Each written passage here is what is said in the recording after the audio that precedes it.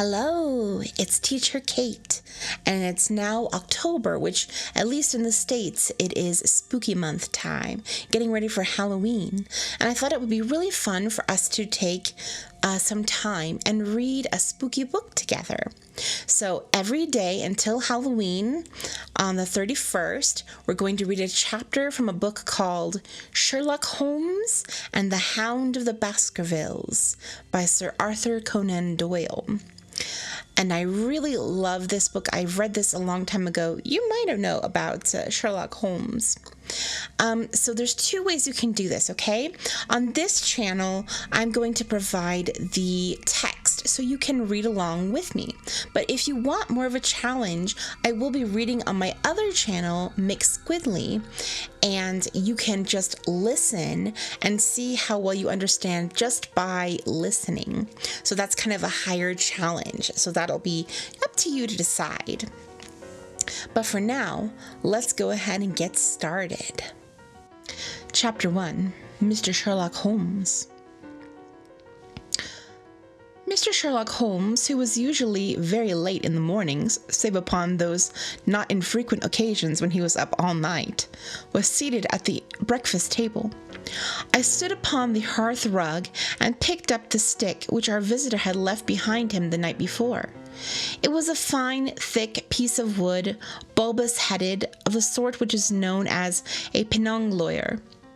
Just under the head was a broad silver band, nearly an inch across.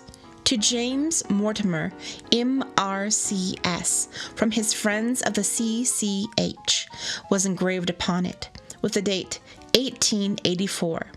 It was just such a stick as the old-fashioned family practitioner used to carry. Dignified, solid, and reassuring. "Well, Watson, what do you make of it?" Holmes was sitting with his back to me, and I had given him no sign of my occupation. "How did you know what I was doing? I believe you have eyes in the back of your head." "I have, at least, a well-polished, silver-plated coffee-pot in front of me," said he. "But tell me, Watson, what do you make of our visitor's stick? Since we have been so unfortunate as to miss him and have no notion of his errand, this accidental souvenir becomes of importance. Let me hear you reconstruct the man by an examination of it." "I think," said I, following as far as I could the methods of my companion, "that Dr. Mortimer is a successful, elderly medical man, well esteemed, since those who know him give him this mark of their appreciation." "Good," said Holmes. "Excellent." "I think also that the probability is in favor of his being a country practitioner who does a great deal of his visiting on foot." "Why so?" "Because the stick, though originally a very handsome one, has been so knocked about that I can hardly imagine a town practitioner carrying it. The thick iron ferrule is worn down, so it is evident that he has done a great amount of walking with it." "Perfectly sound," said Holmes. "And then again, there is the Friends of the C.C.H.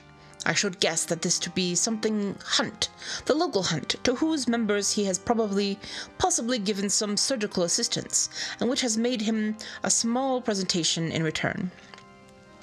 "Really, Watson, you excel yourself," said Holmes, pushing back his chair and lighting a cigarette. "I am bound to say that in all accounts which you have been so good as to give of my own small achievements, you have habitually underrated your own abilities. It may be that you are not yourself luminous, but you are a conductor of light. Some people without possessing genius have a remarkable power of stimulating it. I confess, my dear fellow, that I am very much in your debt." He had never said as much before, and I must admit that his words gave me keen pleasure, for I had often been piqued by his indifference to my admiration, and the attempts which I had made to give publicity to his methods. I was proud, too, to think that I had so far mastered his system as to apply it in a way which had earned his approval. He now took the stick from my hands and examined it for a few minutes with his naked eyes.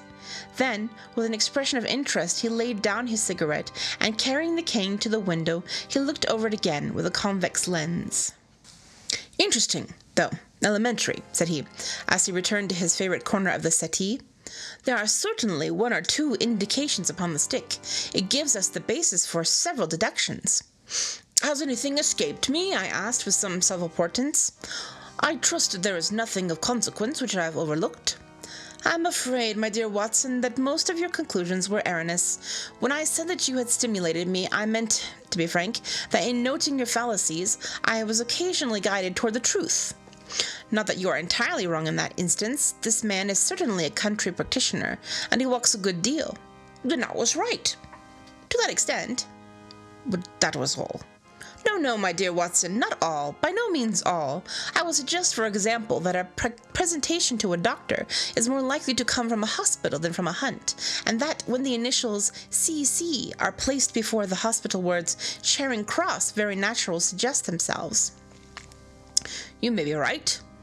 The probability lies in that direction, and if we take this as a working hypothesis, we have a fresh basis from which to start our construction of this unknown visitor. Well then, supposing that CCH does stand for Charing Cross Hospital, what further inferences may we draw? Do none suggest themselves? You know my methods. Apply them. I can only think of the obvious conclusion that the man has practiced in town before going to the country. I think that we might venture a little further than this. Look at it in this light. On what occasion would it be most probable that such a presentation will be made? When would his friends unite to give him a pledge of their goodwill? Obviously at the moment when Dr. Mortimer withdrew the service of the hospital in order to start a practice for himself. We know there has been a presentation. We believe there may have been a change from a town hospital to a country practice. Is it, then, stretching our inference too far to say that the presentation was on the occasion of the change? It certainly seems probable. Now, you will observe that he could not have been on the staff of the hospital, since only a man well established in a London practice could hold such a position, and such a one would not drift into the country. What was he then? If he was in the hospital, and yet not on the staff, he could only have been a house surgeon or a house physician, little more than a senior student. And he left 5 years ago, the date's on the stick, so your grave middle-aged family practitioner vanishes into thin air, my dear Watson, and there emerges a young fellow under 30, amiable, unambitious, absent-minded, and the possessor of a favorite dog, which I should describe roughly as being larger than a terrier and smaller than a mastiff. I laughed incredulously as Sherlock Holmes leaned back in his settee and blew little wavering rings of smoke up to the ceiling. As to the latter part, I have no means of checking you, said I, but at least it is not difficult to find out a few particulars about the man's age and professional career. From my small medical shelf, I took down the medical directory and turned up the name. There were several Mortimers, but only one who could be our visitor. I read his record aloud.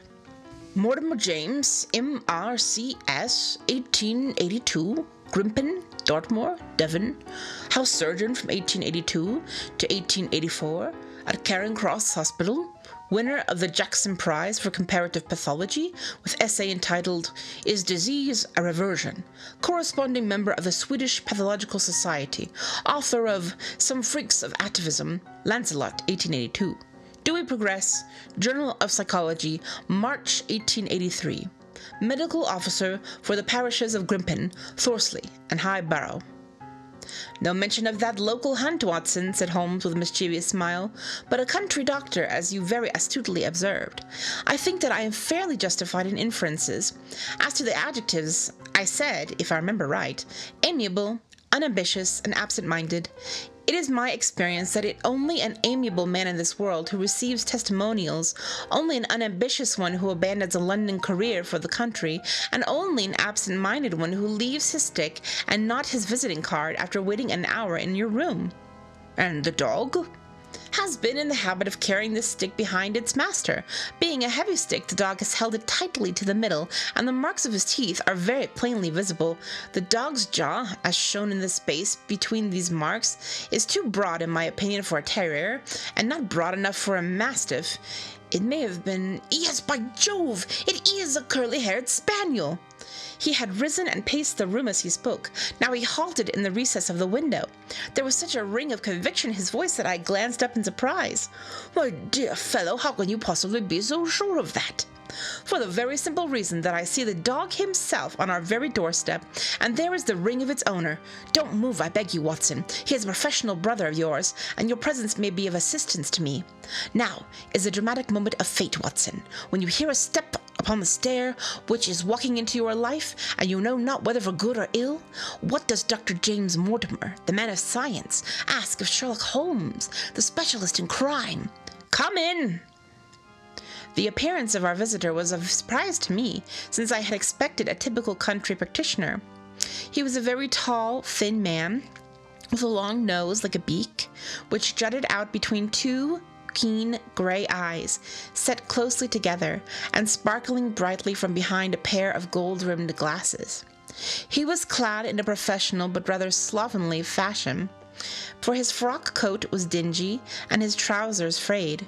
Though young, his long back was already bowed, and he walked with a forward thrust of his head and a general air of peering benevolence. As he entered, his eyes fell upon the stick in Holmes's hand, and he ran toward it with an exclamation of joy. "I am so very glad," said he. "I was not sure whether I had left it here, or in the shipping office. I would not lose that stick for the world." "A presentation, I see," said Holmes. "Yes, sir." "From the Charing Cross Hospital?" "From one or two friends there on the occasion of my marriage." "Dear, dear, that's bad," said Holmes, shaking his head. Dr. Mortimer blinked through his glasses in mild astonishment. "Why, was it bad?" "Only that you have disarranged our little deductions. You're married, you say?" "Yes, sir, I'm married, and so left the hospital, and with it all hopes of consulting a practice. It was necessary to make a home of my own." Come, we are not so far wrong after all," said Holmes. "And now, Dr. James Mortimer—" "Mr., sir, Mr. A humble M.R.C.S. And a man of precise mind, evidently. A dabbler in science, Mr. Holmes. A picker-up of shells on the shores of great unknown ocean. I presume that it is Mr. Sherlock Holmes whom I am addressing, and not— No, this is my dear friend Dr. Watson." "Glad to meet you, sir. I have heard your name mentioned in connection with that of your friend. You interest me very much, Mr. Holmes. I had hardly expected you— so